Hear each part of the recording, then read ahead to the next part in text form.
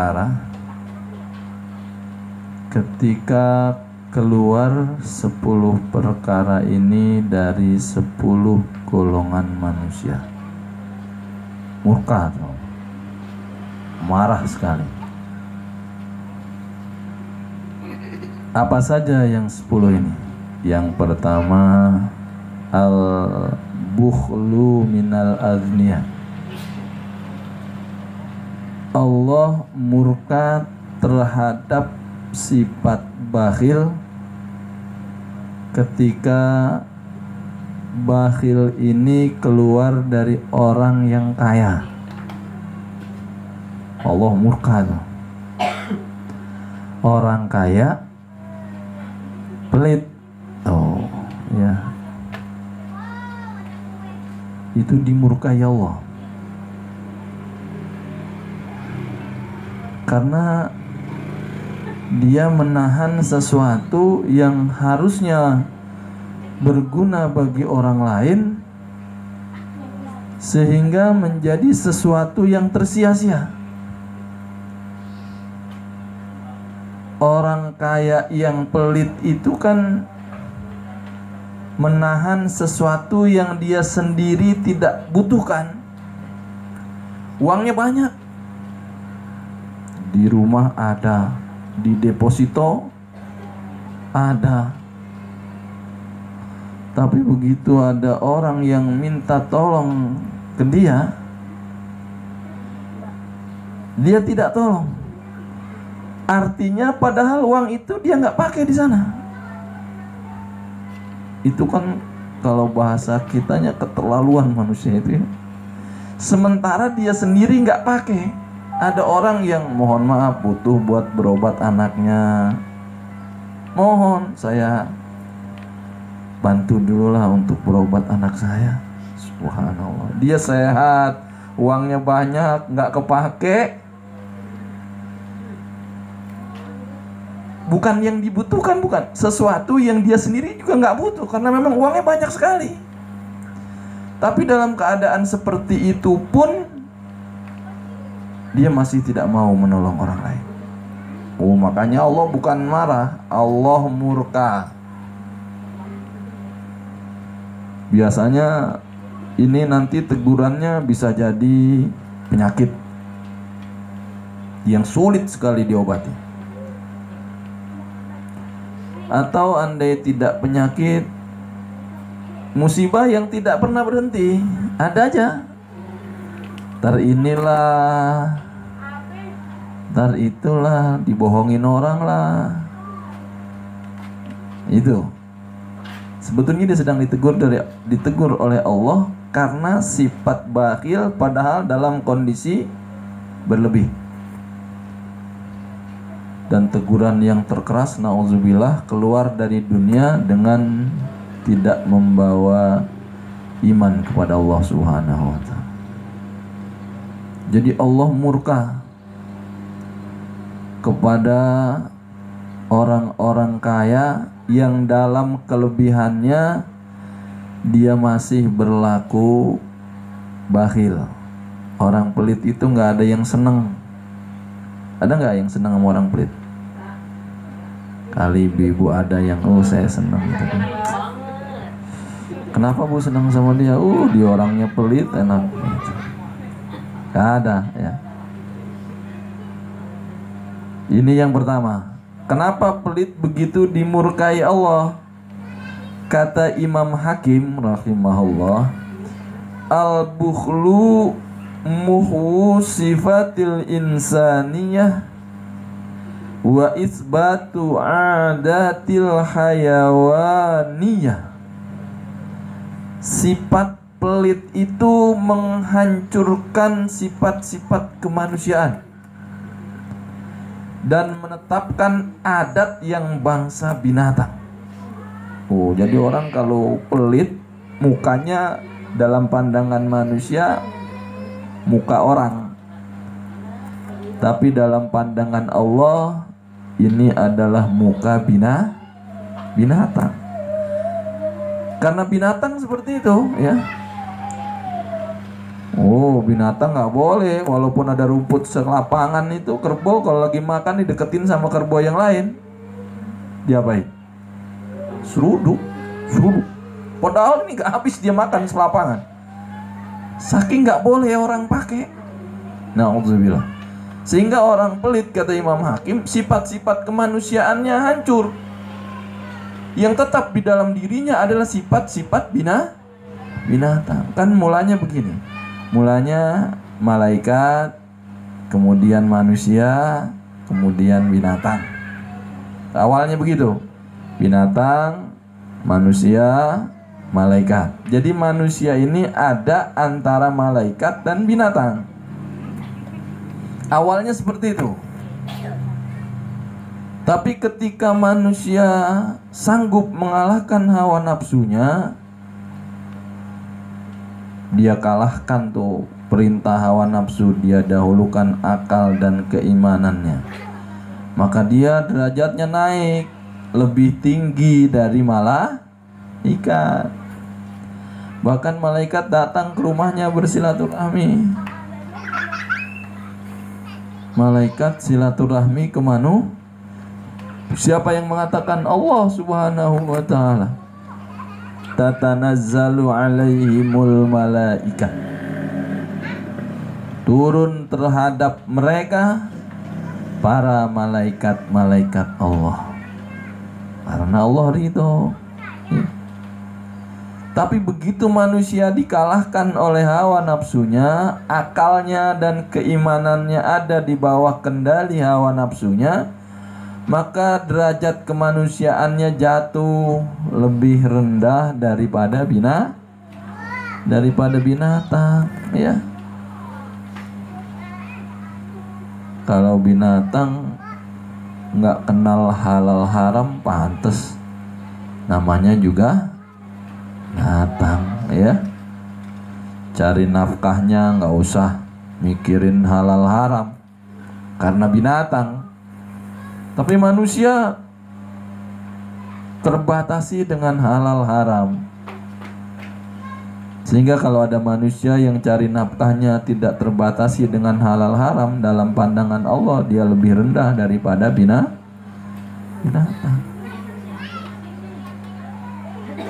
Karena ada aturan yang mesti ditaati oleh manusia ini. Manusia dan binatang itu bedanya hanya dalam peraturan itu. Manusia kawin, binatang juga kawin. Cuma beda kawin binatang sama kawin manusia. Kalau ayam boleh kawin di mana aja dia. Di halaman boleh? Boleh yang ayam. Iya. Di bawah pohon boleh? Boleh wong ayam. Ya. Manusia boleh nggak? Nggak boleh. Karena manusia itu kalau kawin pakai aturan. Ada nikah dulu, ada ijab kabul dulu. Kan kalau ayam nggak pakai saksi, nggak pakai apa ya. Nah, ayam namanya. Sehingga kalau ada manusia yang cara kawinnya di mana saja dia? Ayam. Ya. Iya, di bawah pohon kawin. Di penginapan kawin, nggak pakai aturan halal haram, maka derajat manusia ini jatuh lebih rendah daripada ayam.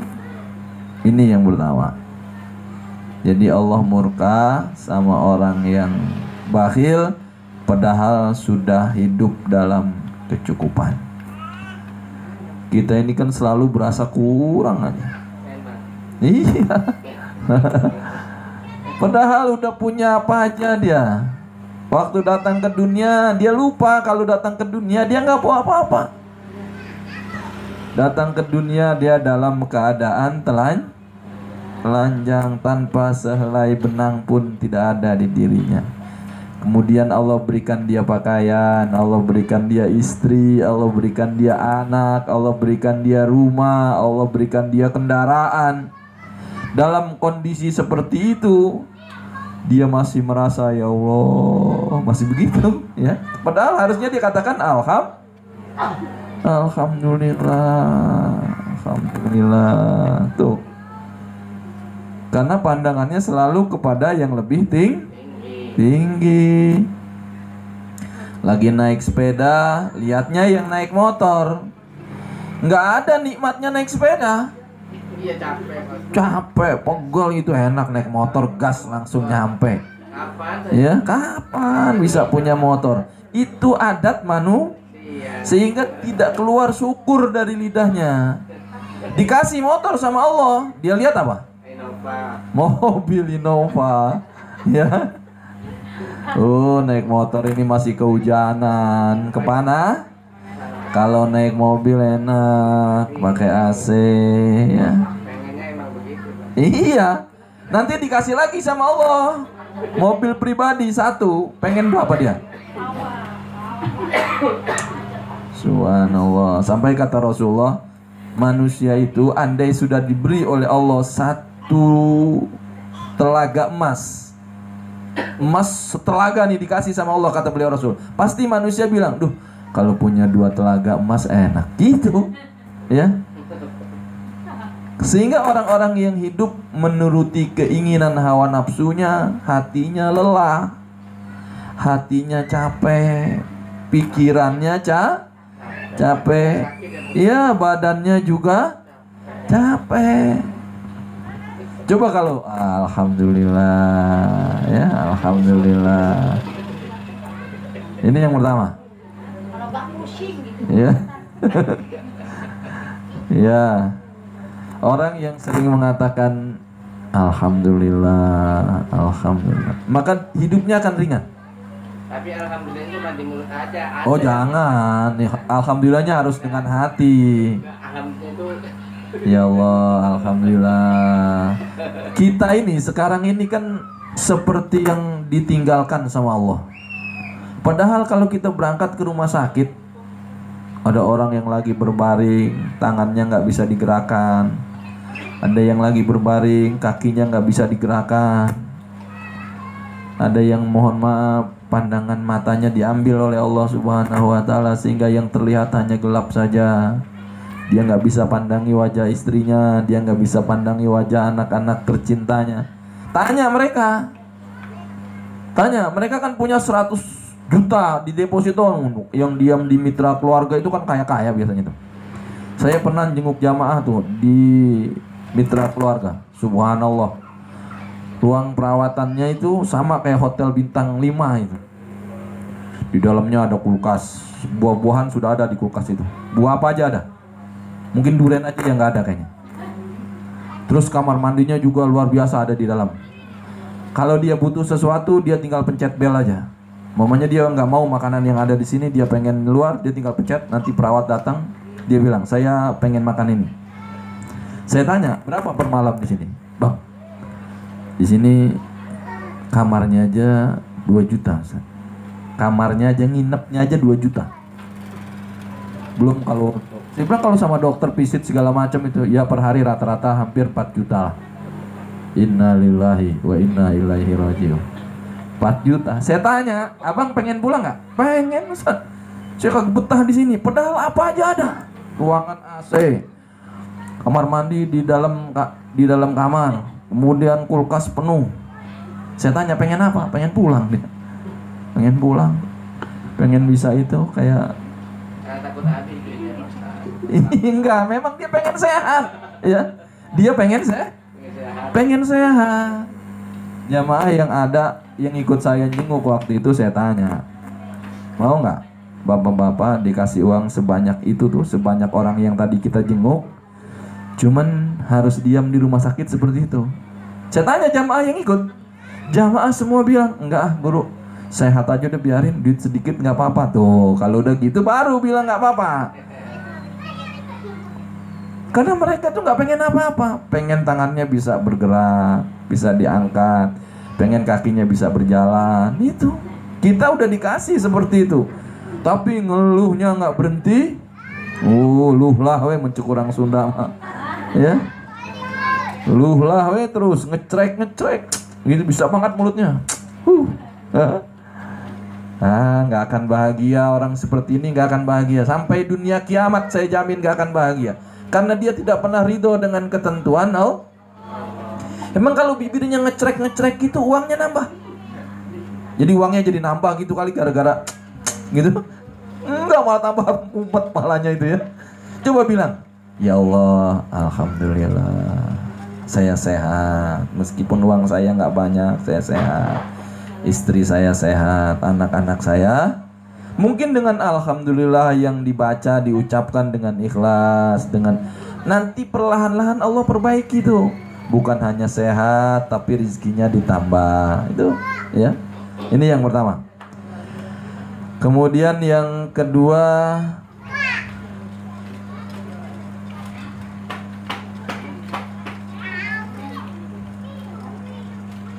wal kibru minal fuqara. Allah murka terhadap sifat sombong yang keluar dari orang fakir. Orang miskin sombong.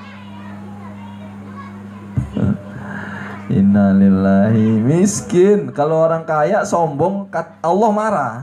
Orang kaya sombong, Allah marah. Tapi manusia masih bilang begini, oh pantas dia sombong juga, dia kaya itu. Mobilnya ada 30, rumahnya ada 12. Sombong, pantas lah. Tapi Allah marah.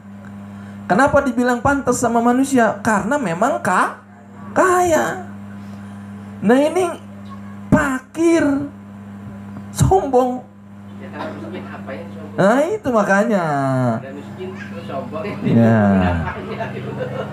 Itu yang kan kadang-kadang dalam kehidupan nyata itu ada orang yang tinggalnya di sini, tinggalnya di Bekasi, sombongnya di Priok. Iya, karena orang nggak tahu. Ya kalau di situ orang tahu apanya yang disombongin. Tapi kalau di Priok dia kan bisa bilang gini, oh saya ini di Bekasi juragan saya ini. Itu kan dia bisa bilang. Karena nggak ada yang tahu. Ya di Priok nggak ada yang tahu di Bekasi dia seperti apa. Padahal dia orang fakir. Ya. Ini yang kedua. Dan ada itu. Ya. Ada orang. Padahal banyak orang yang tahu meskipun berbeda kampung. Malah ada yang belum lama ini nih kejadiannya, sebelum musim haji ini. Orang Bekasi Utara juga masih wilayahnya. Datang ke wilayah Setia Asih sini. Ngomong, saya berangkat tahun ini. Oh syukur alhamdulillah, kata yang diajak ngomong yang belum tahu. Berempat saya berangkat. Bukan haji biasa,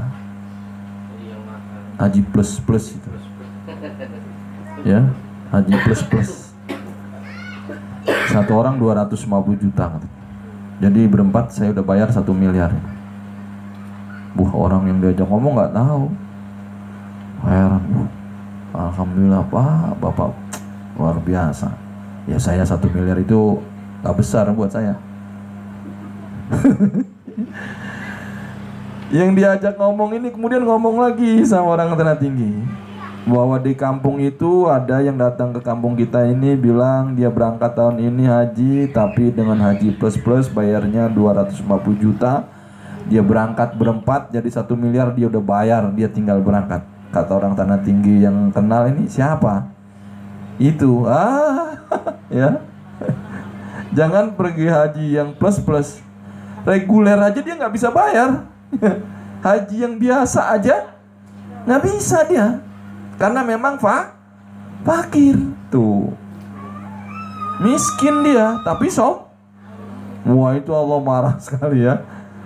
Marah sekali. Itu kok bisa-bisanya kata kita. Nggak senyum, nggak apa, ngomong. Udah saya bayar itu berempat. Tahun ini berangkat saya. Padahal kan nanti orang ketemu lagi nanti itu ya. Nah itu orang kalau sudah takabur, otaknya itu nggak bisa berpikir baik. Bayangkan besok kalau dia ketemu sama orang yang dia sombong gitu, kan gak jauh jaraknya, masih sama-sama di Bekasi Utara. Loh,